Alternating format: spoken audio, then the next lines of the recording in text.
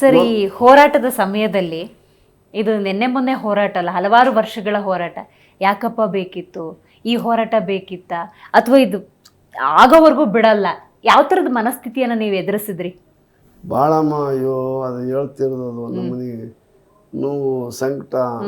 ಜನ ನಮ್ಮ ಸ್ಥಿತಿಗತಿಗಳನ್ನು ನೋಡಿದರೆ, ಅವಕಾಶಗಳು ಇಲ್ಲದೆ ಒದ್ದಾಡ್ತಿರೋದನ್ನು ನೋಡಿದರೆ, ಅನೇಕ ಜನ ಹೋರಾಟಗಾರರು ಅವತ್ತಿನಿಂದ ಇವತ್ತಿನವರೆಗೂ ಕೂಡ ಹೋರಾಟವನ್ನು ಮಾಡ್ಕೊಂಡು ಬಂದಿದ್ದಾರೆ. ಎಷ್ಟೋ ಜನ ಪಾಪ ಹೋರಾಟದಲ್ಲೇ ಅವ್ರ ಜೀವನ ತೇದು ಅಗಲಿ ಹೋಗಿದ್ದಾರೆ. ಭಾಳಷ್ಟು ಜನ ಶಿವಣ್ಣ ಅಂತಂದೇಳಿ, ಜಯಣ್ಣ ಅಂತೇಳಿ, ಲಕ್ಕಪ್ಪ ಅಂತಂದೇಳಿ, ಆಮೇಲೆ ಅದನೂರು ಅಂತಂದೇಳಿ ಒಬ್ಬರಿದ್ದಾರೆ, ಅವರು ಬಿಜಾಪುರ ಕಡೆಯವರು.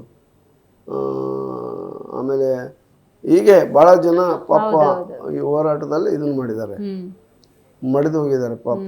ಆಮೇಲೆ ಇದು ನಾವೊಂದು ಹುಬ್ಬಳ್ಳಿಯಲ್ಲಿ ಈ ವಿಷಯದಲ್ಲಿ ಒಂದು ದೊಡ್ಡ ಕಾನ್ಫರೆನ್ಸ್ ಮಾಡಿದ್ವಿ.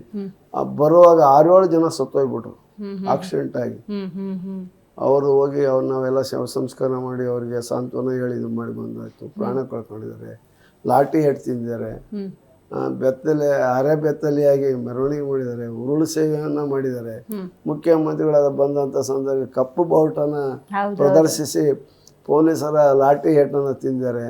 ಆಮೇಲೆ ಕೇಸ್ಗಳನ್ನು ಹಾಕ್ಸಿದ್ದಾರೆ. ಅನೇಕ ಜನರು ಈಗಲೂ ಕೂಡ ಕೋರ್ಟ್ಗೆ ಓಡಾಡ್ತಾ ಇದ್ದಾರೆ.